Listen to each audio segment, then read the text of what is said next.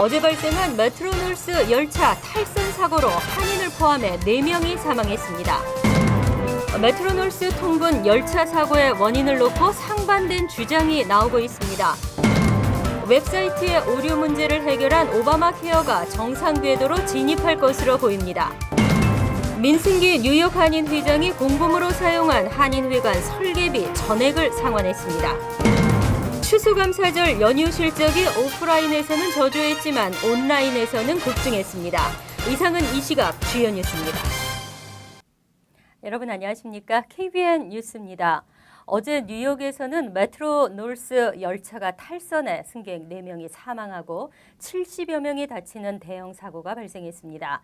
사망자 중에는 야간 근무를 마치고 귀가하던 한인 간호사가 포함돼 있어 주의를 안타깝게 하고 있습니다. 금홍기 기자가 보도합니다. 열차 사고는 일요일인 어제 오전 7시 20분쯤 브롱스 인근 스파이턴 다이빌역 근처에서 일어났습니다. 사고는 열차 전체가 선로를 이탈하고 열차의 일부는 전복됐습니다.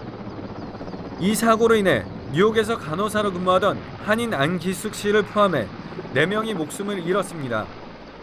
부상자 가운데 11명이 중태인 것으로 알려져 사망자는 더 늘어날 것으로 보입니다. 안 씨는 웨스트 체스터 카운티 오시닝에 있는 한 노인 전문 병원에서 전날 밤부터 이날 새벽까지 야간 근무 후 귀가하던 중 변을 당해 주의를 안타깝게 하고 있습니다. 뉴욕 총영사관은 어제 오후 사고 대책본부로부터 연락을 받고 검시소를 방문해 안 씨의 신원 확인을 마치고 유가족에게 연락했다고 밝혔습니다. 네, 어제 바로 그 상황 한국인 실원이 파악되고 나서 바로 한국에 연락을 했습니다. 가족들과 연락을 했고 최대한 빨리 올 수 있도록 우리 모든 규탄을 제공하고 있습니다. 사고 열차는 어제 오전 5시 45분 퍼킵시를 출발해 맨하튼 그랜드 센츄럴역으로 향하는 길이었습니다. 열차에는 약 150여 명의 승객이 탑승하고 있었으며 총 8량 중 앞에 4개 객차가 강둑 아래로 굴러떨어지면서 앞쪽 4칸의 기차에서 피해자가 집중됐습니다. 사망자는 두 번째와 세 번째 객차에서 각각 발생했습니다. KBN 뉴스 금홍기입니다. 한편 어제 발생한 메트로놀스 통근 열차 사고 원인을 놓고 열차의 브레이크 문제와 기관사의 과실이라는 상반된 주장이 나오고 있습니다. 주성훈 기자가 보도합니다. 어제 사고 열차를 운전한 기관사 빌 록펠러 주니어. 현재 인근 병원에서 치료를 받고 있는 그는 사고 당시 브레이크를 밟았지만 브레이크가 작동을 하지 않았다며 사고 원인을 열차의 결함으로 주장한 것으로 알려졌습니다.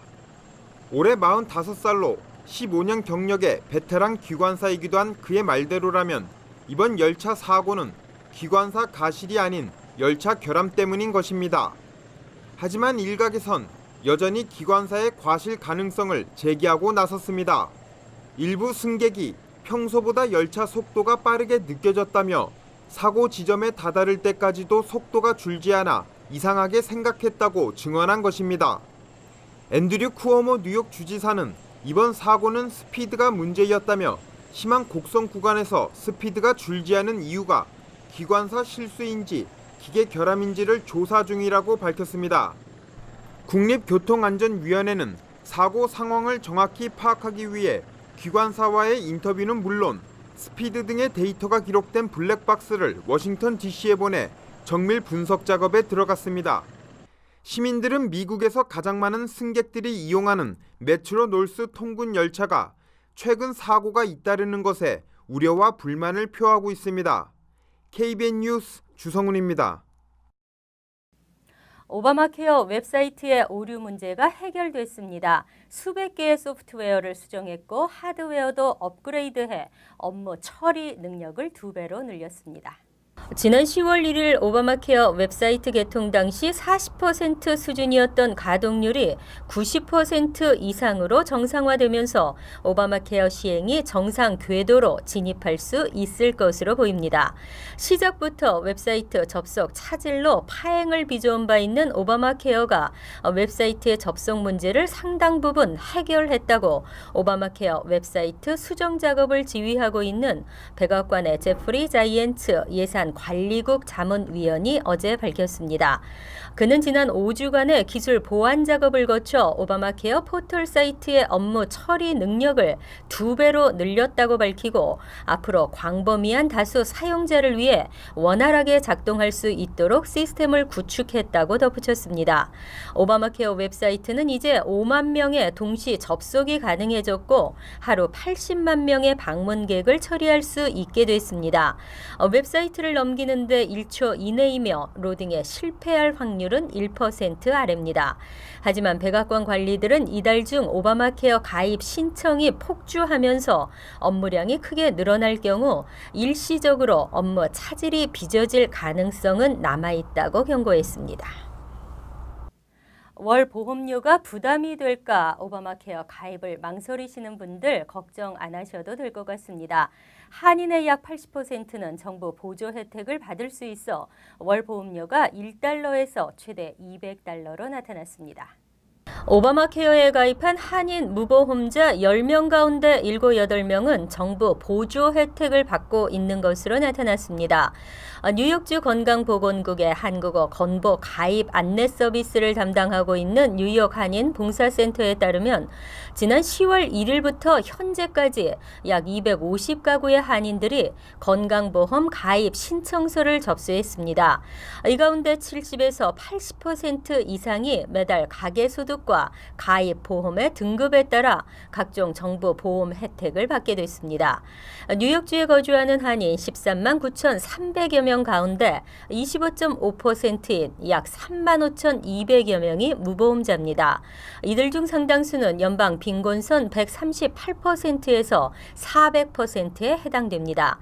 때문에 이들의 월 보험료는 최소 $1에서 최고 $200인 것으로 나타났으며 4인 가족 기준 연 가계소득이 약 $3만 5천 수준일 경우 프리미엄 등급을 선택해도 본인 부담 보험료는 1인당 매월 $4, $5에 불과한 것으로 조사됐습니다.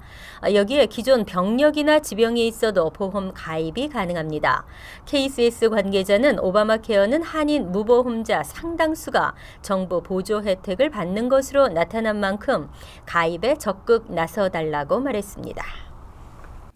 민승기 뉴욕 한인 회장이 공금으로 사용한 설계비 $10,000를 전액 상환했습니다. 앞으로 방송 홍보비 $20,000 해결을 남겨두고 있습니다. 민승기 뉴욕 한인 회장이 설계 비용으로 사용한 공금 $10,000 전액을 상환한 것으로 알려졌습니다. 지난 29일 뉴욕 한인회에 따르면 민 회장은 지난 21일 설계비로 사용했던 $10,000를 한인회관 계좌에 입금했습니다. 이는 민 회장이 회관 매각과 이전 신축 프로젝트가 무산되면 사용한 돈을 갚겠다고 약속한 데 따른 것입니다. 뉴욕 한인회는 지난 8월과 9월 한인회관 계좌에서 각 $5,000씩 총 $10,000를 특별 경비 명목으로 건축 설계 사무소에 지급했습니다. 하지만 설계비와 함께 논란이 된 뉴욕 한인의 홍보방송 프로그램에 지출된 공금 $20,000의 상환 여부는 아직 내부 논의 중인 것으로 알려졌습니다. 뉴욕 한인회 이사회는 지난 18일 정식 공문을 통해 이사회에 승인 없이 책정되었고 집행된 홍보방송 프로그램 예산에 대해 즉각 상환할 것을 요청했습니다. 하지만 한인회 측은 지난 8월 전반기 2차 정기 이사회의를 통해 홍보비로 $50,000를 승인받았다고 주장해 마찰을 빚고 있습니다. 비자 면제 프로그램 실시 이후 한국인들의 방문 비자 거부율이 치솟고 있는데요. 방문 비자는 미국에 체류하는 동안 신분을 변경할 수 있고 무비자 경우에는 3개월이 지나면 무조건 출국해야 합니다. 방문 비자 심사가 날로 까다로워지고 있는 원인으로 분석됐습니다. 연방 국무부가 최근 발표한 2013 회계연도 비자 거부 통계 자료에 따르면 이 기간 관광이나 비즈니스 목적으로 미국 방문 비자를 신청한 한국인에 대한 비자 거부율은 무려 18.1%로 조사됐습니다. 5명 가운데 1명꼴로 퇴짜를 맞고 있는 셈입니다. 이 같은 수치는 지난해 같은 기간 방문 비자 거부율 13%보다 5.1%포인트 높아진 것입니다. 지난 2008년 말 무비자 시행 이전과 비교해서는 무려 15%포인트 가깝게 급등한 것입니다. 이는 무비자 시행과 직접적인 연관이 있는 것으로 분석됐습니다. 비자 면제 프로그램을 이용한 무비자의 경우 체류가 허가된 3개월이 지나면 한국으로 반드시 출국해야 합니다. 반면 방문 비자는 현지에서 신분 변경이 가능해 체류 연장이 자유롭습니다. 방문 비자로 미국에 입국해 체류하다가 학교에 등록할 경우 신분 변경을 통해 체류 기간을 늘릴 수 있으며 사업체를 설립하면 이투 신분 변경을 통해 미국을 떠나지 않고도 계속 체류할 수 있습니다. 때문에 방문 비자를 신청하는 경우 입국 후 체류 신분을 변경하려는 의도가 있는 것으로 의심을 받을 수 있기 때문에 심사를 강화한 것으로 전문가들은 분석하고 있습니다. 오는 2016년 차기 대통령 선거, 아직 3년 앞이지만 정치권은 벌써부터 차기 대권 주자로 술렁이고 있는데요. 힐러리 클린턴 전 국무장관과 크리스 크리스티 뉴저지 주지사가 맞붙을 가능성이 현재로선 가장 높은 것으로 전망됐습니다. CNN 방송에 따르면 지난 18일에서 20일 전국의 성인 843명을 대상으로 여론조사를 실시한 결과 차기 대권 후보로 클린턴 전 장관과 크리스티 주지사가 가장 유력한 것으로 나타났습니다. 공화당원과 공화당 성향의 무당파 유권자 가운데 24%가 크리스티 주지사를 대권 후보로 지목했고 랜드폴 상원 의원이 13%로 그 뒤를 이었으며 다음은 11%를 차지한 폴 라이언 하원 의원으로 나타났습니다. 특히 크리스티 주지사는 지난 9월 조사 때보다 7%포인트나 지지율이 올랐습니다.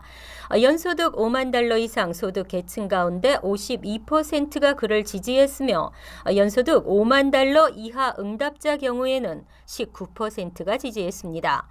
민주당의 경우에는 클린턴 전 장관이 압도적인 우위를 보이는 가운데 바이든 부통령이 대안으로 유력하게 거론되고 있습니다.